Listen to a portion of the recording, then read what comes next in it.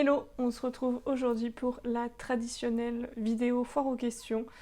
Donc comme d'habitude, je vous ai mis un petit sondage sur Instagram, je vous mets mon Insta juste ici, pour me poser des questions donc, sur mon année de T2.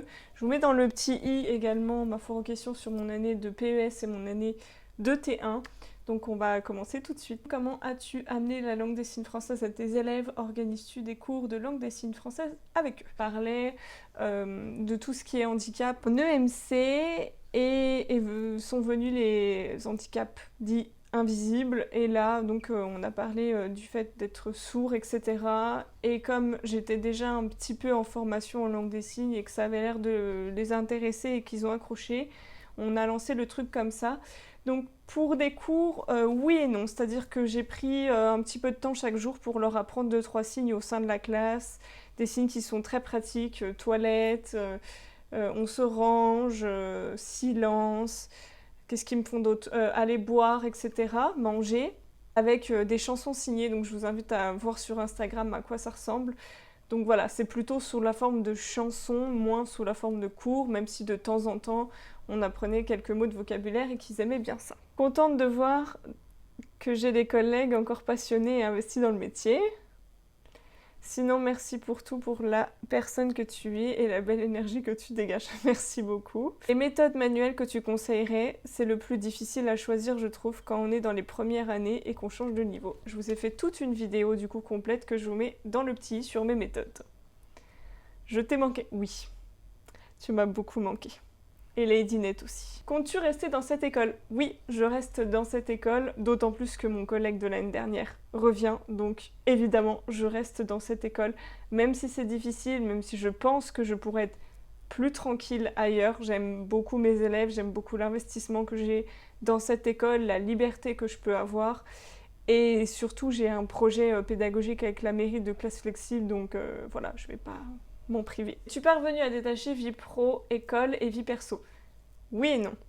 Oui, parce que du coup, mes deux collègues, mes deux compères de l'année dernière sont partis dans d'autres écoles, donc forcément, on mélangeait moins pro et perso, même si quand on se retrouve tous ensemble, on parle forcément école. Et l'année dernière, ça m'a laissé beaucoup de traces sur le fait de pas trop prendre sur moi, de manquer de recul, etc. Je me suis vraiment bouffée et je pense que je suis allée trop loin.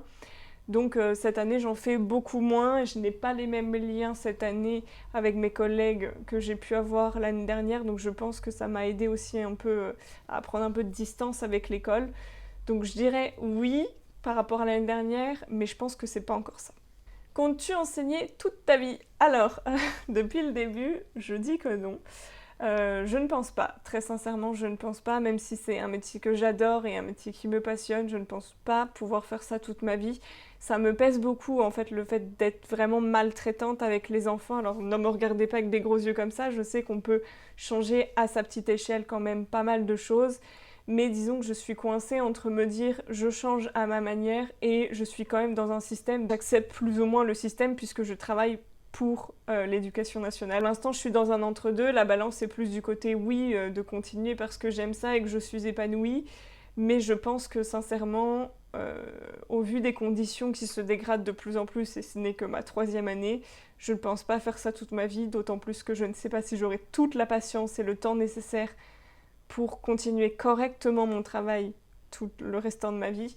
Et je ne suis pas de celle que j'ai pu voir en stage qui me disait change de métier, moi je supporte plus les gosses, etc. et qui continuait pour autant d'être prof et de faire subir ça aux gamins. Je pense qu'ils n'ont pas à subir le manque de recrutement, le manque de moyens, mais ils n'ont pas non plus à subir le manque de motivation. Penses-tu avoir trouvé ta vocation dans l'enseignement? Alors effectivement, je pense que sincèrement que oui, ça a été vraiment une révélation lors de mon stage en L3. J'étais mais complètement fan d'aller à l'école, vraiment comparé à mes études, ça n'avait rien à voir. Donc je pense avoir trouvé ma vocation, je suis heureuse d'aller bosser presque tous les matins, parce que comme tout le monde, parfois j'ai pas très envie d'y aller. Mais voilà, je pense que effectivement, pour travailler dans l'enseignement, c'est une vocation, je pense que je l'ai trouvée et pour l'instant ça me convient. Est-ce qu'avec ton triple niveau, tu arrives à décloisonner dans ton école? Alors oui, cette année, je n'avais pas en charge l'histoire que j'ai laissée à mon collègue et moi, je prenais ces CP, CE1, CE2 pour faire soit anglais, soit EMC avec l'initiation, du coup, à la langue des signes. Quel est, à tes yeux, le projet le plus valorisant à créer pour tes élèves? Je dirais la classe flexible.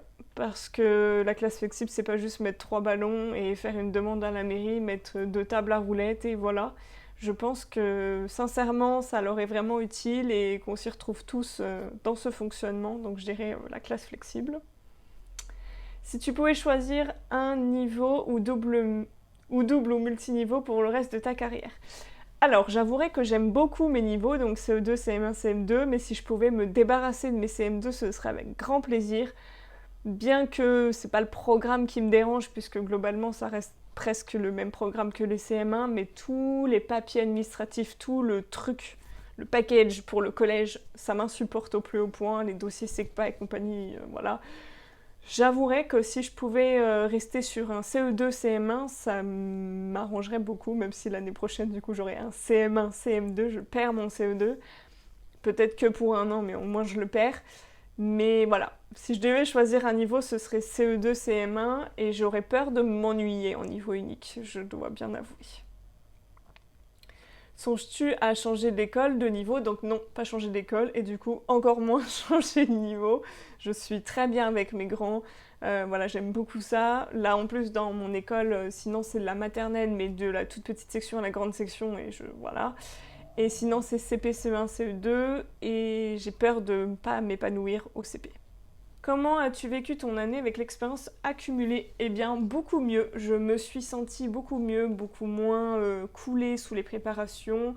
Voilà, ça roule. En plus, je garde mes élèves, donc ça roule. J'avais simplement 5 CE2 à apprendre le nouveau fonctionnement, donc beaucoup moins coulée. Je pense que j'ai un petit peu grandi et que je m'assume un peu plus devant les parents, que je me sens un peu plus légitime, que j'entreprends des choses pour moi, pour ma formation, etc. Et vraiment, voilà, je me sens légitime, je sais que c'est ma place. L'année dernière, c'était encore mitigé. Mais là, voilà, je pense qu'au niveau des parents d'élèves, je l'ouvre un peu plus facilement et je me laisse moins marcher dessus. Et ben voilà, c'est tout pour cette petite vidéo foire aux questions. Merci beaucoup pour vos questions. Je suis déjà en vacances à l'heure actuelle. Pour vous, il vous reste un jour, donc bon courage, profitez bien avec les petits monstres. Et puis, je vous dis à très bientôt.